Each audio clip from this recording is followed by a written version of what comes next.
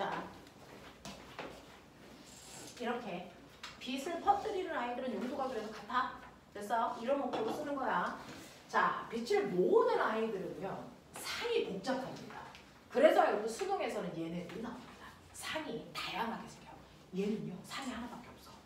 됐어? 그래서 얘는 시험에 나올 수가 없는데 얘는 상이 세 종류가 생깁니다. 첫 번째요, 축소된 정립 실상이라는 게 생깁니다. 아니, 고립 실상이라는 게 생깁니다. 두 번째는 확대된 고립 실상이라는 게 생깁니다. 세 번째는요, 확대된 정립 허상이라는 게 생기는 경우도 있어요. 자, 빛을 모으는 성질을 가지고 있는 거울과 렌즈는요, 상이 어디에, 그 물체가 어디 있냐에 따라서 그 물체의 상이 세 종류로 생겨요. 여러분들 집에 가면 이거 두 개나 가지고 있어요. 숟가락이요. 집에 있는 숟가락이 오목거울의 모습을 띱니다. 뒤를 돌리면 볼록거울의 모습을 띄고요. 뒷면에다 비추면 여러분들 얼굴 연락하게 비칩니다. 그래서 조그맣게 비칩니다. 숟가락 정면에다 비추면 여러분들이 숟가락과 나 사이의 거리를 조절하면 여러분들의 얼굴이 축소되게도 확대되게도 거꾸로도 똑바로도 만들어집니다. 그래서 이런 것들이거든요.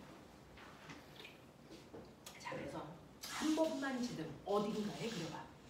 어딘가에 그려봐. 그래서 자, 물론 조각이 있는 내용이지만 한 번 들으면 그걸 완벽하게 숙지하셔야죠.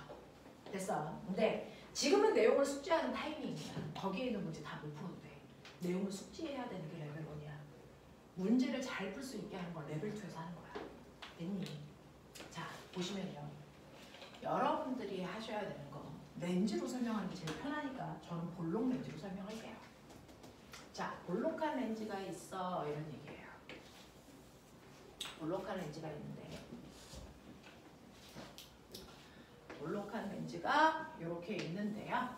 이 렌즈의 정확하게 가운데를 지나는 선 하나가 있다고 상상. 이 선을 우리가 광축이라고 합니다. 광축을 그릴게. 됐죠? 그래놓고 이 렌즈에 빛이 보이는 초점이요. 렌즈니까 앞에도 있고 뒤에도 있겠죠. 자, 그 다음에 이 렌즈의 중심에서부터 초점까지의 거리에 구배되는 곳이 EF겠죠. 이걸 우리가 구심이라고 해요. 사실은 보면 잘 보면 요게요. 요 부분이요. 사실은 이거 확대하면 커다란 거죠. 이 원의 중심이 여기입니다. 이걸 구심이라고 합니다. 그거의 절반 초점이야. 그래서 이런 개념이야 사실은 원래는. 됐죠? 이렇게 된다. 자, 그랬을 때요. 저는 물체를 놓을 건데요. 첫 번째는요. 구심보다 바깥쪽에 물체를 이렇게 놓고 얘를 점점 안쪽으로 끌고 가는 거야. 그랬을 때 정말 이 복잡한 상이 어느 위치에서 생길까? 이거 보는 거야. 되겠어? 자, 그래서 무한대에서 여러분들이 이 F까지 오면서 어떤 상이 생길까? EF에서 F까지 가면서 어떤 상이 생길까? F보다 더 안쪽으로 들어오면서 어떤 상이 생길까? 이 얘기입니다. 그래서 첫 번째 결론부터 얘기하면요. 이 부분에 생기는 상이 1번입니다. 이 부분에 생기는 상이 2번이고요. 이 부분에서 생기는 상이 3번의 모습이 나타납니다. 거리에 따라 상 종류가 달라. 해보자. 작도해야 되는데요. 실제로요. 렌즈에서 빛이 나가면 이거 중학교 2학년 교과서에 있잖아요. 그래요? 2학년 때 안 배웠는데 1학년 교과서에 있어요. 그래요? 우선 말해봐. 그래요? 어? 1학년은 기억이 안 나요. 네가 기억이 안 나면 여기는 오빠들은 기억이 나겠냐? 이거 작도하는 거 수행평가도 보고 막 그러지 않았을까? 그렇다고 쳐. 1학년 때 그러니까 1학년 때는 우리가 짐승과 같은 정신사기를 가지고 있었는데 뭘 했겠니? 자, 어떤 빛이 이 여기에서 이 머리에서 자 빛이 나갑니다. 그렇죠? 네, 여기서 빛이 나가는데 하나는 광축과 나란하게 빛이 가고요. 하나는 정확하게 초점을 지나가고요. 하나는 정확하게 렌즈의 중심을 지나간다. 이렇게 빛이 세 가지로 봅니다. 우리가. 그래서 1번 빛, 2번 빛, 3번 빛 이렇게 갑니다. 자, 이렇게 갔을 때, 자, 그 중에서요. 정확하게 광축과 나란하게 간 빛은요. 렌즈에 닿는 순간 어떻게 되냐면 반대편에 초점 지나갑니다. 반드시입니다. 그래서 광축하고 나란하게 간 빛은 반대쪽에서 초점을 지나가는 방향으로 구조합니다. 알겠냐? 자, 그 다음에 렌즈에 정확하게 중심을 지난 아이는 렌즈를 만나도 직진합니다. 알겠냐? 이렇게 합니다. 자, 반대쪽에서요. 초점을 지나서 렌즈에 만난 아이는 됐죠? 네, 광축과 나란하게 갑니다. 됐죠? 광축을 지나간 애는 초점을 지나가고 초점을 지난 애는 거꾸로 광축을 지나갑니다. 서로 반대. 그래서 그리고 중심을 지난 아이는 직진입니다. 그렇게 해서 가다 보면 실제로 반대편의 빛이 모입니다. 그래서 그 모임 부분에 바로 그 모습의 상이 생깁니다. 그러면 대가리의 모습이 어디 생긴다고? 여기 생긴다고. 그래서 자, 대가리가 여기 생기니까 이 아이는 여기 거꾸로 있는 모양으로 생긴다고요. 되겠냐? 실제로 빛이 모여서 상이 생겼어요. 실제상, 실상. 실제로 빛이 모이지 않았는데 그 위치에 상이 생겼어요. 그래서 거짓말상, 허상입니다. 되겠어? 자, 그리고 여기에 있는 물체의 위아래와 상의 위아래가 그래서 거꾸로예요 라고 하면 돌이 똑같은 방향이에요 라고 하면 정립. 만약 물체와 위아래의 방향이 같으면 정립, 뒤집혀 있으면 돌입. 알겠니? 이렇게 얘기하는 거고요. 그리고 세 번째, 이물체의 길이가 1m인데 상의 크기가 1m보다 작아요. 축소된 상. 1m보다 커요. 그러면 확대된 상. 이런 개념이야.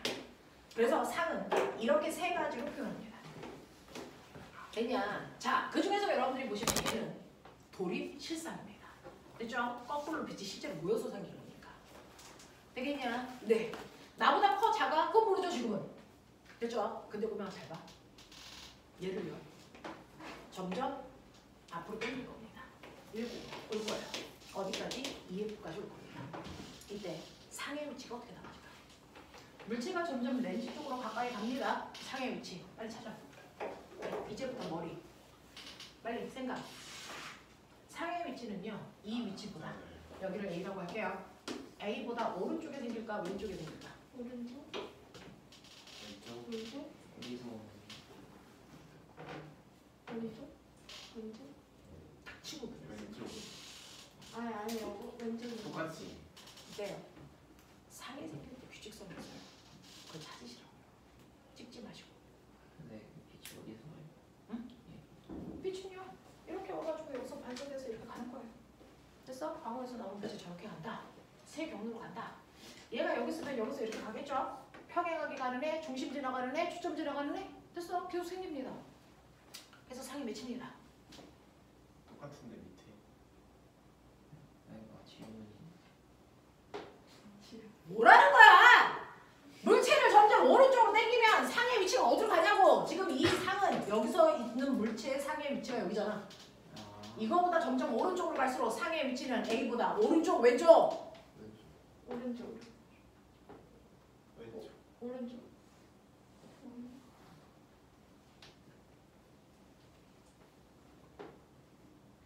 똑같은데 밑에 닥치고 좀.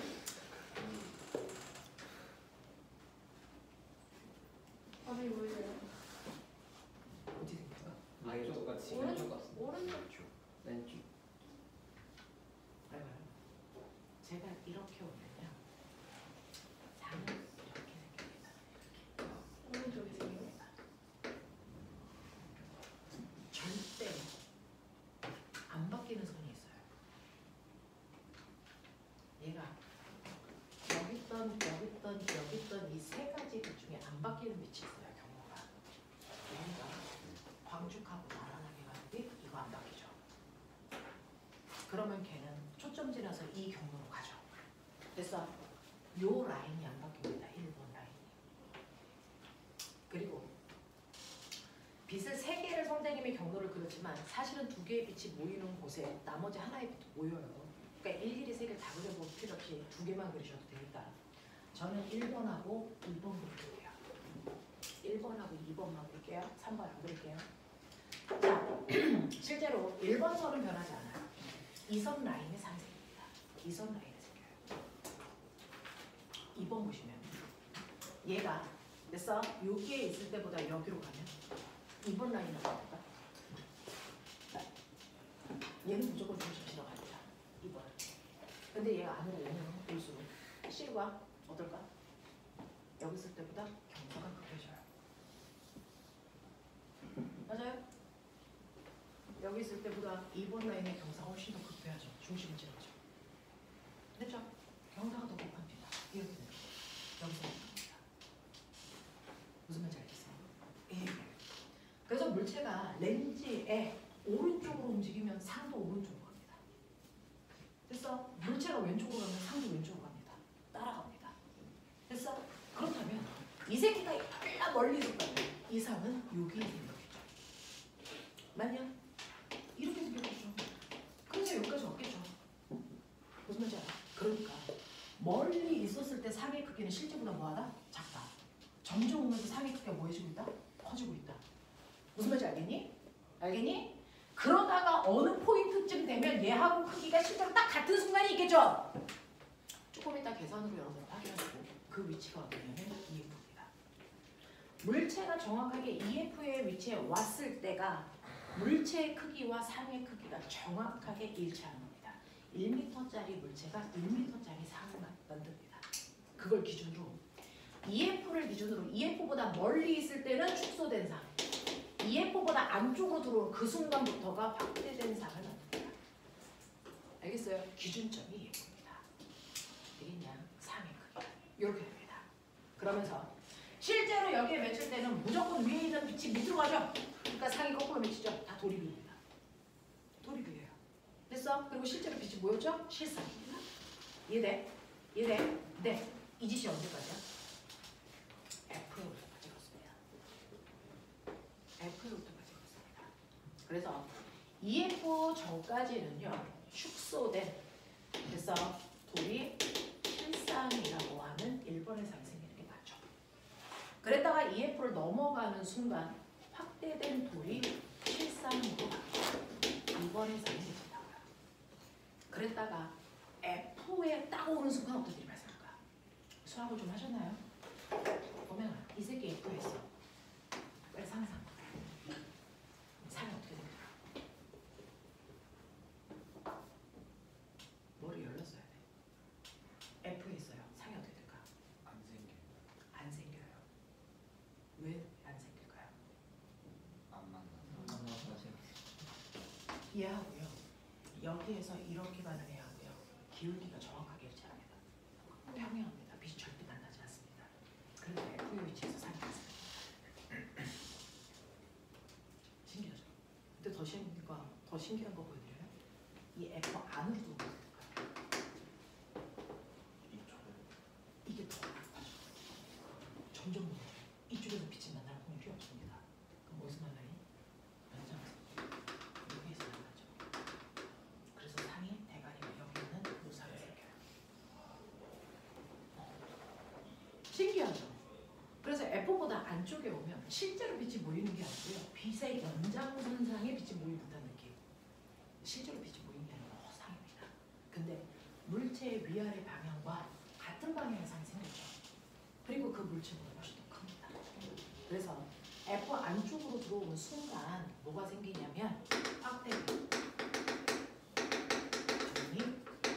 허상이 생깁니다. 납득하게 말합니다. 되겠어요? 그래서 기준은 EF와 F입니다. 이걸 기준으로 보시면 돼요. 되겠냐? 이렇게 작도해 보시면 돼요. 그러면서 규칙성 뭐예요? 실상은요. 렌즈를 기준으로 무조건 물체와 반대쪽에 생기는 상입니다. 됐어? 그리고 실상은 무조건 도립입니다. 됐니? 정립은요. 물체와 같은 방향에 생깁니다. 됐죠? 그리고 정립은 무조건 허상입니다. 빛이 모일 수 없는 곳에 생긴 거예요. 알겠냐? 이거야. 그래서 정립은 됐어? 돌입은 실상. 알겠냐? 이 얘기야. 이 얘기야. 이렇게 생겨.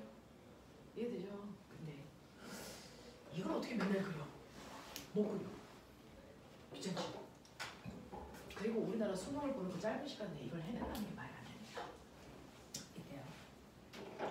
렌즈의 중심에서부터 물체까지의 거리를 A라고 합시다. 그리고 렌즈의 중심으로부터 그 물체의 상까지의 거리를 B라고 합시다. 그리고 렌즈의 중심에서 초점까지의 거리를 F라고 합시다. 그거 가지고 렌즈 방정식을 만들어 볼게요.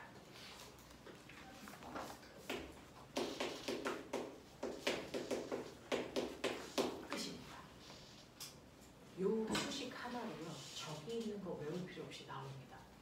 A분의 1 플러스 B분의 1은 F분의 1 이겁니다. 실제로 어떤 볼록 렌즈의 측정거리를 10이라고 하자. 그리고 지금 현재 물체가요.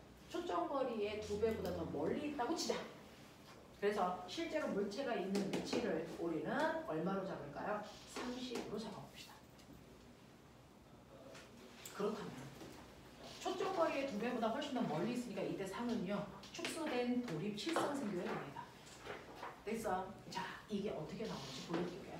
그랬을 때 상의 위치가 어디일까요? 크기는 어떨까요? 이걸 수식에 집어넣을 텐데요. 해보죠. 자, 물체가 있는 곳의 위치가 30이니까 30분의 1 더하기 B의 위치는 모르니까 B분의 1 그거는 바로 F분의 1이라고 했으니까 10분의 1 요거예요. 되겠어? 자, 해봐. 값 얼마 나오냐? 15. 얼마? 15. 근데 어떤 15 나오는지 아세요? 이거 플러스 15죠. 값 앞에 플러스가 붙었다는 의미가 실상이라는 뜻입니다. 됐어? 렌즈로부터 15cm 떨어진 곳에 상이 생겨. 근데 플러스 15야. 아, 렌즈로부터 실상 생겨야 되니까 물체와 반대쪽 방향으로 15cm 떨어진 곳에 상이 생기는구나. 알겠습니까? 그리고 실상은 반드시 뭐라 그랬어요? 돌입상이야. 알겠어? 아, 그래서 돌입 실상이 렌즈로부터 15cm 떨어진 곳에 생겼네. 그러면 얘가 나보다 커, 작아 라고 하는 배율이요. 배율은 됐어? A분의 B 값의 절대값입니다. 됐어?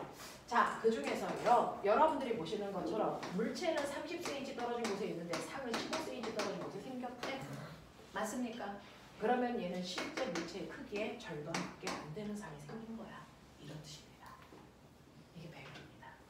됐죠? 그래서 우리는 결론, 아, 축소된 돌입 실상이 생겼구나. 이거 나왔어요. 되겠어요? 근데요, 이걸 이제 EF와 F 사이에 놓겠다. 그러면 물체를요, 어디다 넣을까요?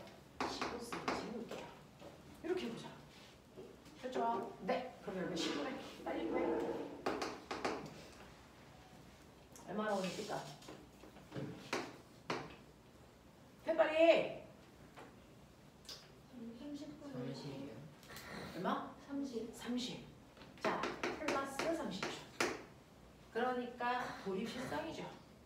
그리고 상의 크기는 여러분들 보시면 물체가 있는 곳 15, 상이 생긴 곳 30. 몇 배? 200배 이상이 생긴 그 얘기죠.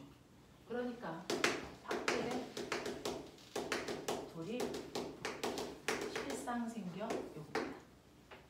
나와. 되겠어. 더 안쪽으로 넣자. 초점보다 더 안쪽으로 이 새끼 오야. 해 빨리. 해. 마이너스 얼마 나오는? 마이너스 10. 이거 마이너스 나오죠. 뭐예요? 허상의 뜻이야. 허상은 무조건 정없어요. 그리고 허상이면 물체가 있는 방향이 생긴다는 얘기야. 무슨 말인지 알겠어? 네. 그래서 보시면요. 실제로 얘는요. 물체가 있는 곳의 위치는 5고요. 상이 있는 곳까지의 거리는 10입니다. 아, 2배 큰 상이 생겼구나. 확대된 상. 알겠습니까? 이렇게 갑니다. 되겠어? 이게 렌즈 방정식. 이게 렌즈 방정식입니다. 그죠? 그래서 이렇게 상의 종류를 여러분들이 간단하게 수식으로 구할 수 있다. 물론 이 안에 조금 더 복잡한 내용들도 있어요. 근데 이게 물투에다가 물어로 내려오면서 그 내용이 한계는 있을 거다 생각해서 가장 기본만 해드립니다. 그죠? 그래서 여러분들이 보셔야 되는 거 B 값에 플러스와 마이너스의 의미가 있다. 실상이다. 역상이다. 알겠어? 근데 보면 알아? 모르죠. 자, 플러스와 마이너스의 의미가 있는데요. B의 플러스는 뭘 얘기하는 거냐면 실상이 얘기해요. 됐어? B의 마이너스는 허상 얘기합니다. 근데 초점거리에도 플러스 초점거리와 마이너스 초점거리가 있어요. 플러스 초점거리는 볼록 렌즈의 초점거리. 볼록 렌즈의 초점거리는 플러스 값으로 나와요. 오목 렌즈의 초점거리는 마이너스 값으로 넣으셔야 3의 나옵니다. 알겠어? 네. 자, 그 다음에 A도 플러스 A와 마이너스 A가 있어요. 실제 물체, 실물체는 그 위치를 플러스 값으로 놓습니다. 근데 허물체가 있어요. 그 물체의 위치를 마이너스 값으로 놓습니다. 무슨 말이야? 렌즈. 난 듣고 말아. 두 개가 있어. 렌즈 1, 렌즈 2. 이게 뭘까요? 망원경이죠. 전체 망원경. 그죠? 현미경. 이런 애들이 다 렌즈를 두 개로 만듭니다. 그랬을 때 앞에 이렇게 물체가 있어. 이 물체에 됐어. 네, 실제 물체죠. 이 물체에 상이 생겼어. 여기에. 됐어? 이렇게 생겼어. 그럼 두 번째 렌즈는 얘를 보는 게 아니고 얘를 봅니다. 두 번째 렌즈의 물체는 얘죠. 이거 실제 물체야, 가짜 물체야? 가짜 물체야. 그래서 이 렌즈로부터 여기까지의 거리는 마이너스예요. 알겠냐? 이런 얘기야, 이런 얘기야. 되겠어? 자, 그래서 실제 물체가 있고 가짜 물체가 있어서 A 값도 플러스와 마이너스로 구분해서 쓰더라라는 겁니다. 전체 망원경에서는 이걸 사용해요. 그래서 렌즈가 하나가 아니고 두 개일 때부터는 조금 난이도가 높은 문제다라는 겁니다. 자, 그래서 이런 것들이 있다라는 것들을 조금 기억해 두시면 좋을 것 같고요. 그렇죠? 자, 이게 바로 렌즈 방정식이야 라고 했고요. 그 다음에 오늘 해야 되는 마지막 내용이 반도체입니다. 선생님이 시간을 조각조각을 내서 해드릴 수 있는 것들을 최대한 해보고 싶습니다.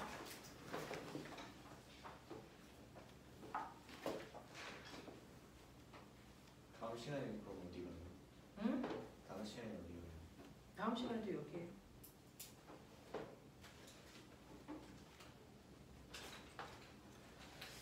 선생님이요.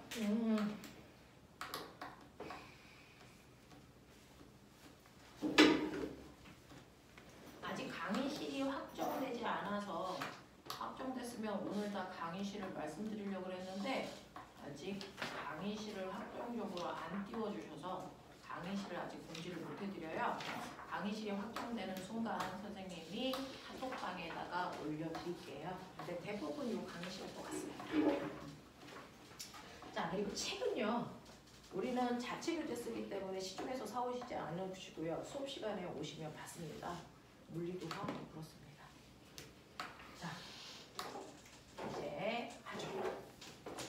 이제 선생님이랑 오늘 하셔야 되는 마지막 내용이 반도체라는 이 책의 마지막 부분이에요. 근데 실제로 기가 시간에 N형 반도체, P형 반도체라는 얘기들을 수업을 기존에는 하셨거든요.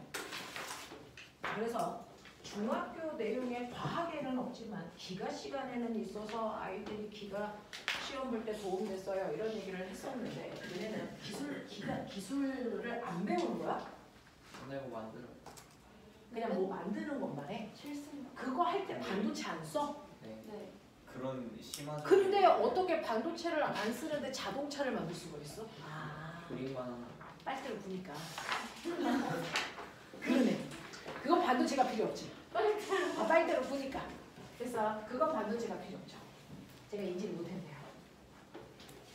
자, 그러면 이제 여러분들은 반도체라는 걸 하는데요.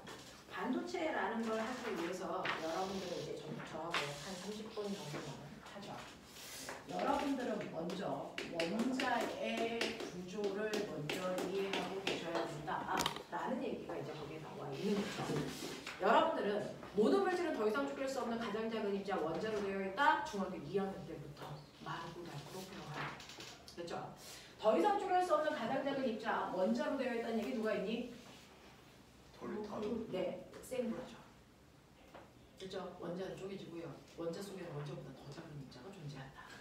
됐어. 그래서 실제 원자 모형을 보면 원자의 중심을 우리가 뭐라고 부르는데 원자 핵이라고 하는데 이 원자 핵 속에는 사실은 원자보다 작은 두 종류의 입자가 섞여 있죠.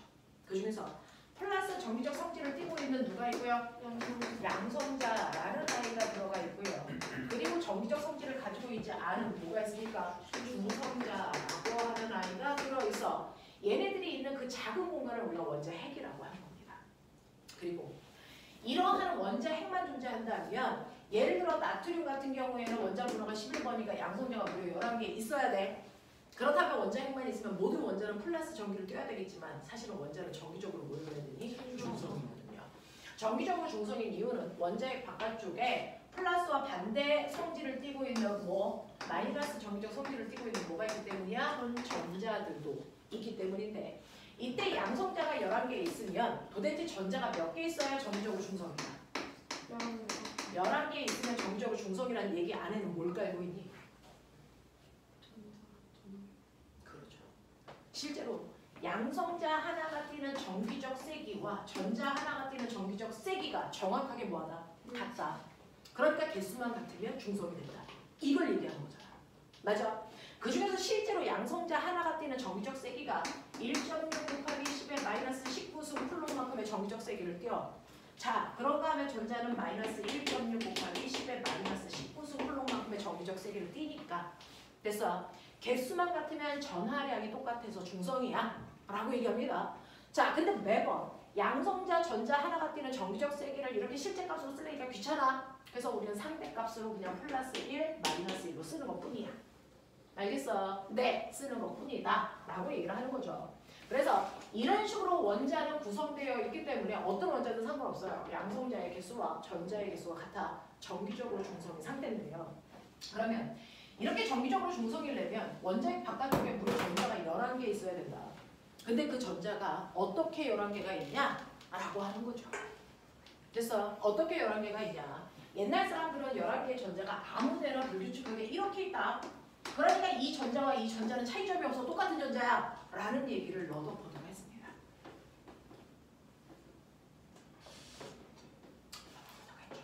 그래서 옛날에 원자는 이렇게 생겼는 줄 알았어요. 원자 핵이 있고 그 바깥쪽에 전자들 11개가 불규칙하게 막 떠다니고 있는 이런 구조야 라고 했는데 화학에 엄청난 거장이 등장합니다. 물리는 아인슈타인이 있다면 화학은 보어라는 사람이 있습니다. 화학은 보어가 있고 그래서 보어라는 과학자가 등장해서요. 이렇게 원자 핵 바깥쪽에 전자가 있는데 전자는 아무데나 있는 게 아니고요. 전자가 있을 수 있는 공간이라는 게 있어. 자, 그 공간을 나는 뭐라고 할 거야? 전자 껍질이라고 할 거야. 마치 양파 껍질처럼 까도 끝이 없어요. 그래서 전자 껍질이 있어서 그 전자 껍질에만 전자가 있을 수 있어. 껍질과 껍질 사이에 전자는 존재한다, 안 한다? 안 해. 이런 얘기야. 자, 그럼 껍질이 여러 개가 있으니까 구별하기 위해서 안쪽 껍질부터 첫 번째 껍질, 두 번째 껍질 순서를 붙여요. 그래서 무한 번째 껍질이라고 껍질에 번호를 붙일 수도 있어요. 됐어요? 네, 이렇게 됩니다. 그중 가장 안쪽 껍질에 있을 때가 더 안정적이라고 전자들이 느낀대. 그래서 전자들은 습관적으로 안쪽부터 채우려고 해. 근데 꼬매가 생각이라는 걸 해봐. 전자와 전자 사이에는 뭐가 작용하니? 서로 밀어내는 천력이 작용해요. 그러니까 원자의 안쪽에 첫 번째 껍질은 이렇게 생겼고요. 두 번째 껍질은 이만큼이고요. 세 번째 껍질은 이렇게 되어 있거든요. 그 중에서 첫 번째 껍질은 공간이 좁아. 그러니까 천력이 작용하는 전자들이 많이 들어갈 수 있니 없니? 없어요. 그래서 첫 번째 껍질은 전자가 몇 개 들어가면 꽉 찬다? 2개 들어가면 꽉 찬다? 더 이상 못 들어간다. 그래서 그걸 뺀 나머지 껍질은 공간이 넓으니까 전자가 몇 개 이상씩? 8개. 8개씩 채워나갈 수 있다. 이렇게 되는 거야. 그러면 나트륨은 원자 번호가 11번이니까 전자를 11개 채워야 돼. 안정적으로 안쪽부터 채우자. 자, 가장 안쪽. 첫 번째 껍질에 몇 개? 2개. 두 번째 껍질에 몇 개? 8개. 세 번째 껍질에 몇 개? 1개. 그래야 합쳐서 11개야. 아, 됐어? 그래서요. 실제로 나트륨은요. 첫 번째 껍질에 2개 채우고요. 두 번째 껍질에 8개 채우고요. 세 번째 껍질에 전자가 하나 있는 이런 구조를 띠고 있어요. 되겠어? 이렇게 되어 있어요. 혹시 주기율표 외웠어요? 나트륨이 어디예요? 엄마. 나트륨이 어디니? 저기. 수, 리, 나, 카. 맞아요? 네. 몇 번째 줄에 있어요? 이게 전자 껍질입니다. 첫 번째 껍질, 두 번째 껍질, 세 번째 껍질. 나트륨은요, 가장 바깥쪽 껍질에 있는 전자가 세 번째 껍질에 있어. 이 뜻입니다. 그 세 번째 껍질에 전자 몇 개 있어요? 하나 있어요. 그래서 하나씩 가지고 있어. 이 뜻입니다. 돼요? 돼요?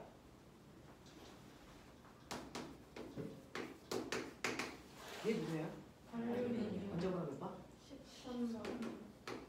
몇 번째 껍질에 있다는 얘기야? 가장 바깥쪽 껍질이?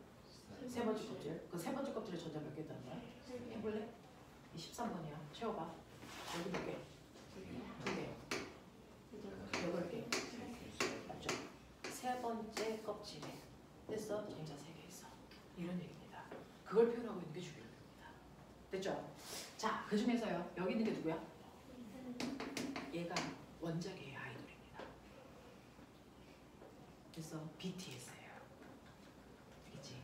자, 볼래요? 헬륨 원자 번호 몇 번? 2번.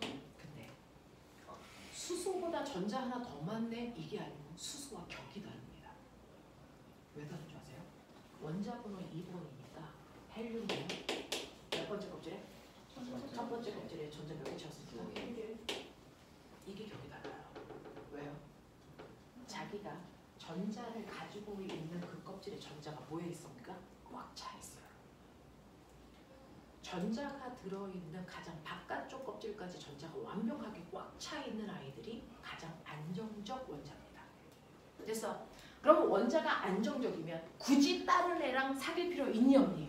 없죠. 여자애들이 맨날 손잡고 화장실 가는 이유는 서로서로 찐따라서 그래요.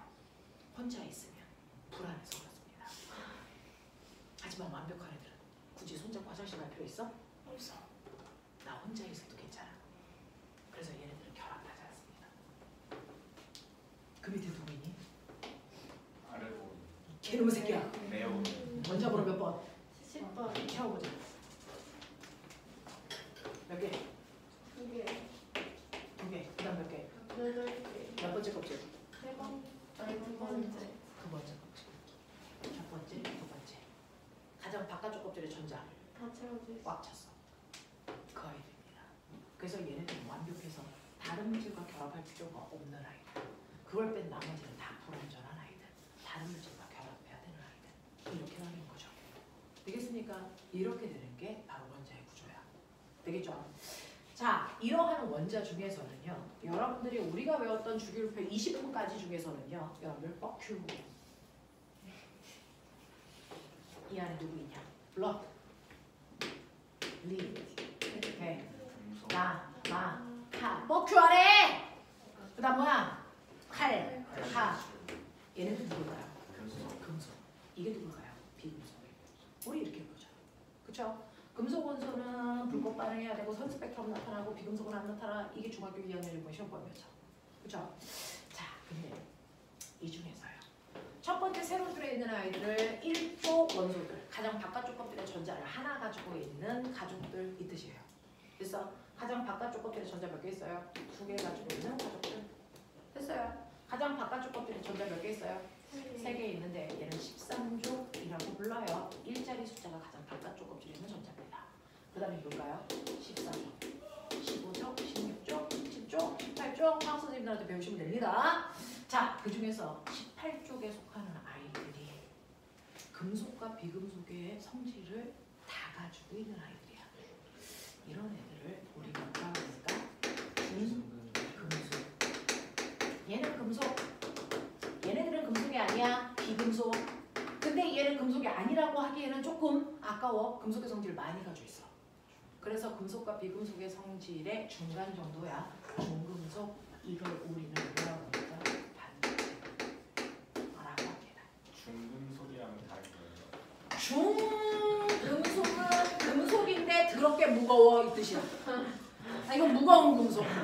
납 됐어? 수은 이런 거. 뭐 너네 알고 있는 것처럼 그래. 준금속은 금속이랑 좀 비슷해. 근데 금속은 아니야 이 뜻이야. 철도 무거운데 중금속 아니에요? 아 이제 우리가 중금속이라고 하는 건 체내 배출이 잘 안 되는 건데 그런 식이야. 뭐 그래서 그거는 좀 따지는 방법이 좀 그렇대요. 그렇죠? 네. 그래서 중금속은 우리 몸에서 배출이 안 되기 때문에 몸에 쌓여요. 그것 때문에 병이 생깁니다. 이따이 병, 미나마타병. 됐어. 됐어요. 그래서 핵이 터질 때요. 낙지대에 우리 몸에 생겨. 그래서 일본 애들이 핵폭탄 터지고 나서 사람들이 많이 생겼던 병들 이름이에요. 그래서 일본입니다. 자, 그래서 그런 게 있어요. 네, 물어보지 마. 자꾸 물어보면 답해야 되잖아. 가만 있어. 자, 14족에 해당되는 아이들이 오늘 중금속이라고 하는 반도체입니다. 이 새끼가 누굴까요? 네, C, A, C. 이거 뭐예요? DJ C. 규. 누구? SI. 규소. 이 규소를요, 화학에선 규소라고 그러죠. 그래서 네, 공학에선 얘를 규소라고 합니다. 실리콘. 그래서 반도체 산업단지 실리콘밸리 이렇게 얘기합니다. 근데 왜 다리? 실제로요. 우리는 얘는 뭐라고 읽어요? F. F 지랄. 폴로우린. 아. 이거를 우리는 일상생활에서 불소 이렇게 부르죠. 그냥 그 분야에서 부르는 이름들이 다 달라요. 그죠? 네, 이렇게 불러요. 네. 자, 이런 식으로 해서 우리가 반도체라고 하는 건 14족으로 만드는데 간단하게만 설명을 좀 드리죠. 그 중에서 우리가 반도체를 만들 때 주로 쓰는 건 탄소가 아닙니다. 탄소는요, 모여있으면 다이아몬드죠. 얘는 비싸요. 반도체 만들 때 안 씁니다. 반도체 만들 때 쓰는 건 우리가 14족의 대표적인 규소 씁니다. 됐어? 자, 규소라고 하는 아이가요, 14족인데요. 얘가 14족이라는 건 그냥 바깥쪽에 전자가 몇 개 있다는 거예요. 4개 얘기하는 겁니다. 됐죠? 자, 근데 몇 개 있어야 보편적으로 안정적이야? 8개 꽉 차야죠. 됐어? 그러니 규소 같은 경우에는 가장 바깥쪽 껍질에 전자가 4개가 이렇게 있어요. 원래는. 됐어? 전자가 8개씩 이렇게 있어야 안정적이야. 근데 빨간색 전자가 없고 하얀색만 있으니까 불안정한 상태야. 그래서 다른 애랑 결합해야 돼. 근데 지구상에 또 다른 규소밖에 없어. 그 옆에 또 다른 규소들 하고요. 자기 전자 하나와 상대방 전자 하나를 같이 쓰면서 결합합니다. 그래서 서로 전자들을 공유한다고요. 이걸 무슨 결합이라고 하냐면 공유 결합이라고 합니다. 자, 그래서 얘하고 얘가 전자 하나씩을 내놓고 공유 결합했네. 그래서 여기는 쌍이 채워졌네. 근데 여기는 아직 안 채워졌어. 그러면 여기에도 규소가 와서 전자를 놓으면서 얘랑 공유. 여기에도 규소가 오면서 전자를 놓으면서 얘랑 공유. 여기에도 규소와 전자를 공유하면서 결합하면 안쪽에 있는 하얀색 규소는 전자가 총 몇 개가 되냐? 8개. 그래서 완벽한 규소가 되죠. 됐어? 근데 다른 애들은요, 채워야죠. 얘도요, 내 거 4개밖에 없었는데 얘랑 공유해서 5개 됐어. 그래봤자 불안정해. 그럼 꽉 채워야죠. 그러면 여기에 또 다른 규소들과 이렇게 공유를 해야 해요. 그럼 이 완벽해지죠. 그럼 이 새끼는요, 또 합니다. 언제까지요? 무한히 넘을 겁니다. 이게 다이아몬드와 실리콘의 구조입니다. 14족 아이들의 구조는 이렇게 되어 있어요. 그래서 공유 결합을 무한 반복하고 있는 구조, 무한 반복하고 있는 이런 구조를 가지고 있는 게 여러분들이 알고 있는 규소로 만든 반도체입니다. 그래서 규소로 만든 반도체는요, 한 종류의 원소로만 되어 있는 반도체야. 그걸 우리가 순수 반도체라고 부릅니다. 얘가 이래요. 자, 이러한 반도체라고 하는 고체들은요, 사실은 고체 물체들은 얼마나 전류가 잘 흘러, 라고 하는 전류가 잘 흐르는 정도를 우리가 숫자로 표현하는데 이걸 전기 전도도라고 불러요. 얼마나 전기가 잘 흘러? 이걸 전기 전도도라고 합니다. 그 중에서 전류가 잘 흐르는 물질들을 우리가 뭐라 그랬습니까? 도체.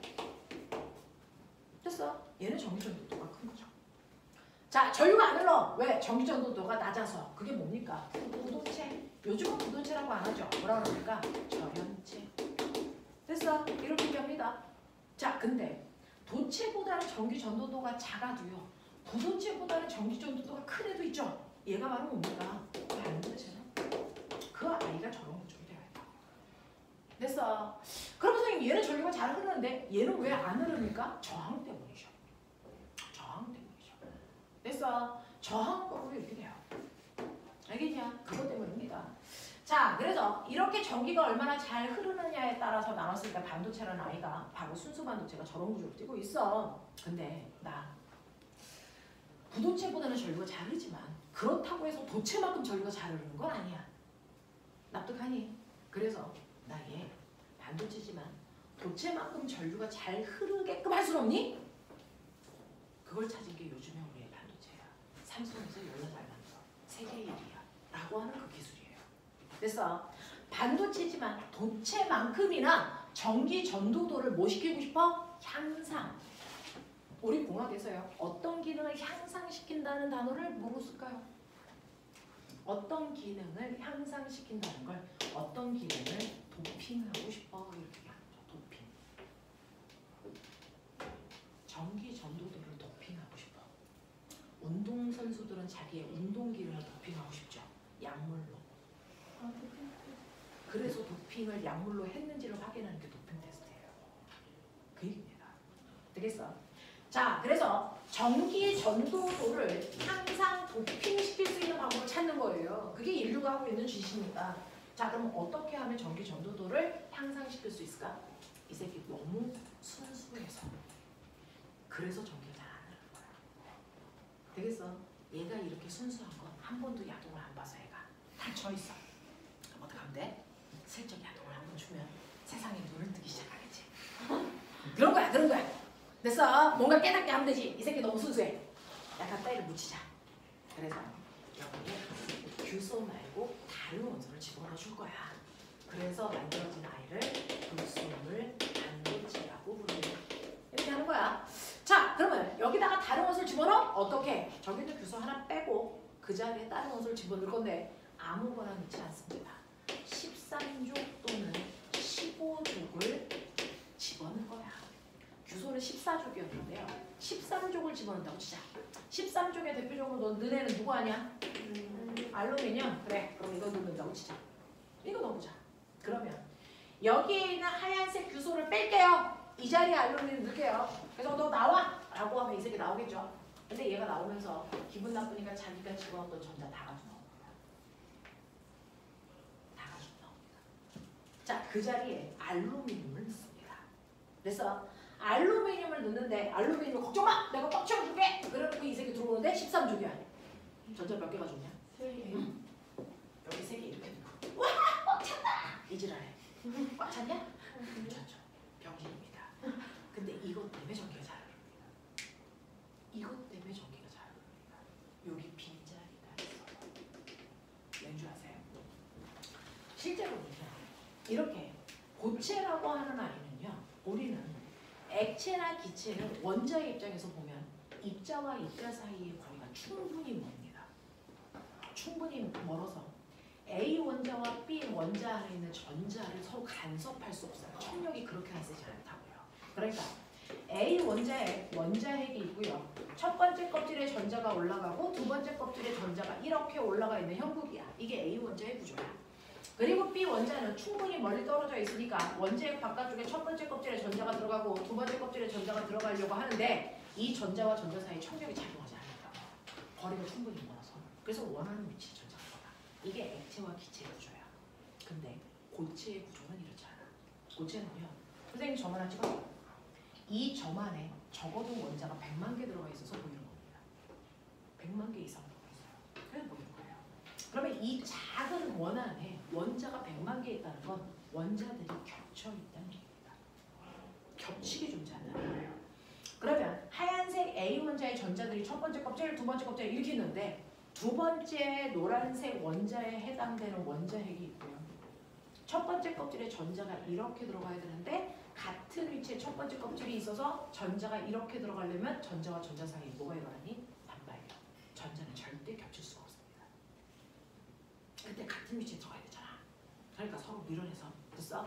같은 위치에는 있을 수 없지만 얘네들이 서로 밀어내는 위치 때문에 살짝 됐어? 살짝 떠서 첫 번째 껍질 하얀색이 위로 가요. 이렇게 되어 있어요. 첫 번째 껍질이지만 껍질이 겹치지 않고 살짝 어긋나 있다. 이걸 100만 번 해야 돼. 원자가 100만 개 겹쳐 있다 했잖아. 됐어? 그래서 빨간색 원자의 첫 번째 껍질 살짝 떠 있어. 파란색 원자의 첫 번째 껍질도 살짝 떠 있어. 이렇게 돼요. 그래서 사실은 원자의 첫 번째 껍질은 얇은 줄인데요. 고체들의 첫 번째 껍질들은 얘네들이 겹치지 않고 살짝 떠 있다 보니까 첫 번째 전자 껍질이 아니고 첫 번째 전자 띠를 만들어요. 두꺼워진다고요. 됐어? 네. 그래서 이렇게 전자 껍질들이 겹쳐 있는 띠를 우리는 고체에서만 생기는 전자띠 이렇게 부릅니다. 전자띠. 그래서 고체는 전자띠의 개념을 가져. 그 중에서요. 껍질에는 전자가 들어가는 개수가 한정되어 있는 것처럼 전자띠에도 전자들이 들어갈 수 있는 개수는 한정되어 있어. 꼬맹아. 그 중에서요. 가장 안쪽에 전자가 2개 들어가야 돼. 꽉 차야 돼. 네, 꽉 찼어요. 그러면 세 번째 전자는 여기 들어가야 돼. 네, 이렇게 되어 있어요. 근데 여기에는 두 번째 껍질에는요. 사실은 전자가 들어갈 수 있는 공간이 4개나 있어요. 근데 하나밖에 없어요. 됐어요? 이렇게 됩니다.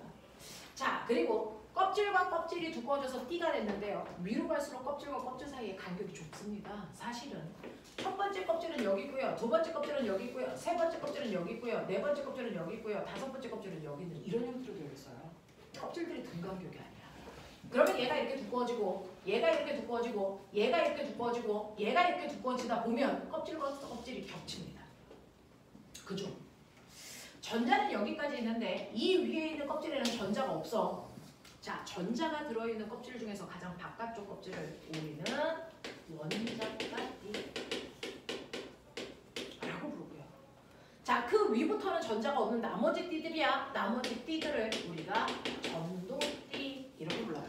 원자가띠, 전도띠 이렇게 부릅니다. 됐죠? 그 중에서요. 실제로요. 전자들이 자유롭게 움직이고 싶은데 전자들이 갈 수 있는 공간이 있으면 자유롭게 가죠. 얘는 옆으로요. 빈 공간이 있어서 자유롭게 움직입니다.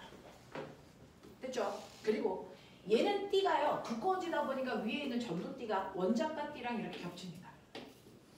겹치지 않았으면 어떻게 해야 되냐면 이 가운데는 전자가 존재할 수 있니 없니? 없죠? 껍질과 껍질 사이에는 전자가 존재할 수 없으니까. 됐어? 띠와 띠 사이에도 전자가 이렇게 있을 수 없거든요. 그러면 여기 있던 전자가 윗띠로 올라가려면 여기를 건너뛸 만큼의 에너지가 필요한 거죠. 그래서 비대에너지를 흡수하는 거죠. 되겠어? 이렇게 되는 거예요. 자, 그래서 이 간격이 넓으면 많은 에너지를 흡수해야만 올라갈 수 있다. 근데 보세요. 얘하고 얘는 붙어 있어요. 위에 있는 띠로 올라갈 때 에너지를 흡수할 필요가 있니? 없습니다. 그래서 여기에 있는 전자가요. 옆으로도 자유롭게 위로도 자유롭게 움직일 수 있는 이 구조를 가지고 있는 아이가 바로 금속인 도체입니다. 이게 금속 구조야. 도체 구조야. 얘가 바로 자율자야. 알겠어? 근데 우리가 알고 있는 부도체와 반도체라고 하는 애는 도체와 구조가 달라요. 뭐가 다르냐면요. 실제로 전자가 들어있는 가장 바깥쪽 띠라고 하는 원자가 띠에 전자가 4개 들어갈 수 있는데 4개가 꽉 차 있습니다. 얘가 옆으로 자유롭게 못 움직여요. 그래서 자유전자를 가지고 있지 않습니다. 됐어? 그리고 그 위에 전도띠가 있는데요. 얘는 원자가 띠하고 전도띠가 얘처럼 붙어있는 게 아니고요. 얘가 벌어져 있습니다. 얘가 전도띠예요. 그래서 원자가 띠에서 전도띠로 갈 때 이 간격이 더럽게 넓어요. 그래서 이걸 건너뛰려면 엄청난 에너지가 필요한데 자연 상태에서는 그 에너지를 얻을 가능성이 제로입니다. 그래서 얘가 올라갈 가능성이 제로인 아이들. 이런 아이들이 이게 유리나 고무 같은 아이들의 구조예요. 근데 원자가 띠 꽉 차고 전도띠가 벌어져 있는 건 맞는데 이 사이의 간격이 상당히 좁습니다.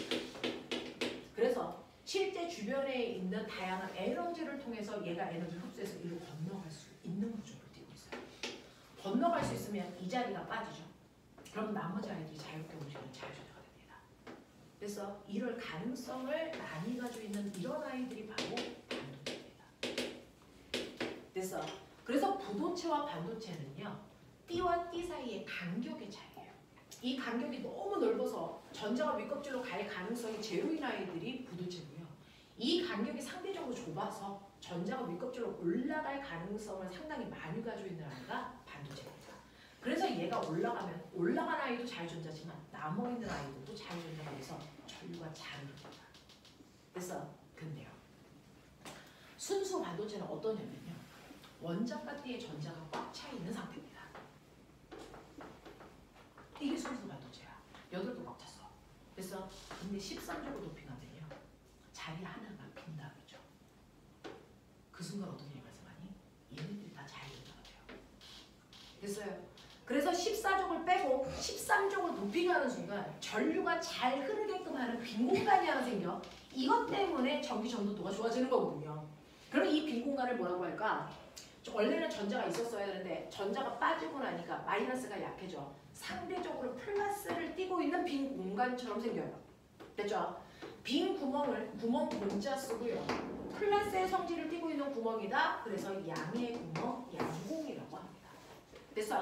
그래서 13족을 도핑하면 양공이라는 아이가 생겨서 전류를 잘 흐르게 하는 전하 나누개의 역할을 해줍니다. 자, 이렇게 양공을 가지고 있는 13족을 도핑한 반도체를 우리는 마이너스는 네거티브라고 합니다. 영어에서 플러스는 뭐라고 합니까? 포지티브.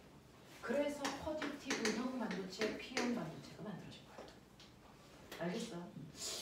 그럼 만약에 14족이 있던 자리에 15족을 도핑하면 어떻게 돼? 이 얘기입니다. 14족이 있던 자리에서 14족을 빼고 15족을 도핑한다? 15족의 대표적인 거 인간의 띠죠. 이걸 도핑한다고 치자. 그러면 14족이 빠지면 그 자리에 빈 구멍이 4개가 있는데요. 여기에다가 15족인 인을 도핑한다고 치면 15족이 자 걱정마 내가 꽉 채울게. 그러면서 얘는 전자를 몇 개 가져오니? 5개를 가져오는데 빈 공간은 몇 개 있어? 4개. 4개밖에 못 채워요. 그럼 5번째 전자는 버려? 아니죠. 얘는 뭐합니까? 이 자리를 꽉 채우고 더 이상 채울 수 없으니까 나머지 하나는 윗껍질로 올려버립니다. 그럼 얘가 뭐가 됩니까? 자유전자가 됩니다. 됐어? 이렇게 15족을 도핑하는 순간이요. 자유롭게 움직일 수 있는 자유전자가 실제로 생겨요. 얘가 바로 전류를 잘 흐르게 하는 전하 나르게 역할을 하는 이 반도체를 네거티브형 반도체, N형 반도체라고 부릅니다. 됐어? 그래서 반도체는 두 종류가 있어요. P형 반도체와 N형 반도체 두 종류가 있습니다. 됐니? 그 중에서요. 우리는 그럼 P형 반도체 써요? N형 반도체 써요? 그걸 따로따로 쓸 수 없습니다. 하나의 반도체 안에 한쪽은 P형 반도체, 한쪽은 N형 반도체. 그래서 한 덩어리 안에 반도체를 2개를 이용해서 만들어. 이거를 우리는 뭐라 그러냐면 2개라는 뜻의 기원이 더블. 그래서 이게 어디서 왔대요? 다이라는 라틴어에서 왔대요. 그래서 우리가 둘을 다이라고 씁니다. 그래서 자, 그게 듀오도 만들어 놓은 거고 더블이라는 단어도 만든 거예요. 다이라는 단어에서 나온 기원입니다. 그래서 얘는 반도체 2개로 되어 있어요. 이게 뭐라고 할까? 다이오드 있어요. 다이오드 중에 제일 유명한 게 뭐 있어요? 발광 다이오드. 그게 LED죠. 됐어? 네. 근데 반도체 중에서요. 얘는요. PMP 또는 MPN으로요. 한 덩어리 안에 반도체가 2개가 아니고 3개가 한 덩어리 안에 있게끔 합니다. 그래서 이렇게 한 덩어리 안에 반도체가 3개가 들어가 있으면 우리가 3개의 기호는 뭘까요? 트라이입니다. 그래서 트라이앵글이라고 하잖아요. 됐어? 그래서 얘를 뭐라고 할까? 라고 하죠. 이걸 만드는 겁니다. 그래서 반도체를 2개를 썼냐, 3개가 한 세트냐에 따라서 다이오드, 트랜지스터, 우리는 이렇게 만들어서 요걸 쓰는 겁니다. 자, 그 중에서요. 우리는 다이오드 트랜지스터를요. 여러분들 과학상자 같은 거 가지고 막 이렇게 조립하죠? 제발 해라. 빨대는 그만 쓰고. 됐죠? 과학상자를 사용하시면 거기에 반도체가 들어있는데요. 외계인처럼 이렇게 생긴 반도체가 있어요. 집에 가서 컴퓨터를 분해해보시면 이런 애가 기판에 들어가 있어요. 이제 이런 거 분해할 때가 됐어. 분해했다가 그대로 조립하면 돼. 그럼 원상복귀가 돼. 그죠? 근데 우리가 조립할 때 부속이 하나씩 남고 막 그러죠. 자, 이렇게 생긴 아이가 있는데 여기에 다리가 2개 달려있는 외계인이 있고요. 그죠? 다리가 이렇게 3개 달려있는 외계인 모습을 한 애도 있어요. 되죠? 이 다리 2개가 반도체 2종류 들어있던 얘기입니다. 이게 다리입니다. 이게 반도체 3개가 들어있던 얘기입니다. 트랜지스터입니다. 알겠어? 이거예요. 됐죠? 그래서 이렇게 다이오드로 되어 있는 아이를 이렇게 연결을 하시면 됐죠? 얘가 전류를 훨씬 더 잘 흐르게 하는 어떤 역할을 한답니까? 자, 이러한 반도체를 이용한 게 바로 태양광 전지입니다. 태양광 전지는요, 요것만 설명을 끝내드릴게요. 여기가 P형이고 여기가 N형이야. P형이라는 건 양공이 드글드글한 거예요. 플러스의 성질을 띠고 있는 빈 공간이 있다는 거야. 그죠? N형 반도체는 자유전자들이 드글드글 있다는 거예요. 근데요, 실제로요, 됐죠? 그동안 여기에 빈 공간이 없어서 전자들이 여기에 있어봤자 옆으로 물가니까 전류가 안 흘렀던 거야. 근데 여기에 빈 공간이 양공이 이렇게 있잖아요. 그러면 전자들이요, 이 빈 공간을 보고 아싸! 그럼 또 돌아요. 그래서 전류가 잘 흘러요. 됐어? 이런 역할을 하는 거거든요.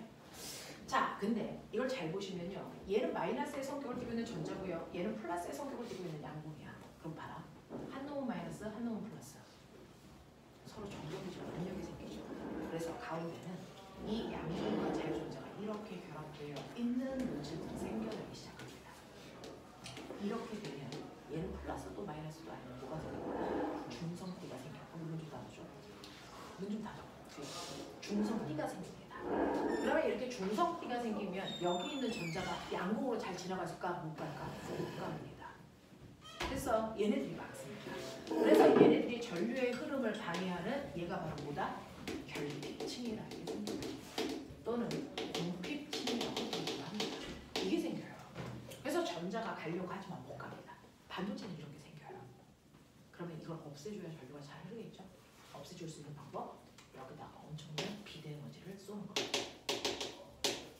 비대에너지가 여기에 오면 부딪히겠죠? 광자가 생기겠죠? 그걸 여기 있는 전자가 처먹겠죠? 그럼 어떡합니까? 윗껍질로 올라가겠죠. 자, 전자가 윗껍질로 올라갑니다. 전자가 윗껍질로 올라갑니다. 올라가면서 중성인 아이가 무너지죠. 됐어? 그러면서 어떤 일이 발생하는 줄 아세요? 전자가 올라가는 순간 원래 있던 전자들끼리 청력이 발생합니다. 그래서 전자들이 밀립니다. 여기에 쌓입니다. 됐죠? 양공이 생기는 순간 먼저 있었던 양공과 플러스 서로 밀어내는 청력이 생깁니다. 양공도 반대쪽으로 밀리겠죠? 쌓입니다. 됐죠? 이렇게 되면 여기가 바로 마이너스극, 여기가 플러스극인 이 자체가 건전지가 됩니다. 이게 태양전지죠. 이렇게 되는 겁니다. 되겠어요? 그래서 우리가 태양광 발전이라는 건 공핍증을 깨주고 전하를 한쪽으로 모으는 겁니다. 그걸 쓰는 겁니다. 되겠냐? 이거죠. 그렇죠? 그래서 우리가 태양광 전지를 이해하려면 사실은 광전 효과하고 반도체 구조를 이해하고 있었어야 되는 거야. 그래서 이 책이 들어있어요. 되겠죠? 네, 고생하셨습니다. 엄청 고생하셨습니다. 자, 오늘 여기까지 하겠습니다. 다음 주는 각각 신청한 과목에 신청한 시간에 오시면 되고요. 다음 주 중에 선생님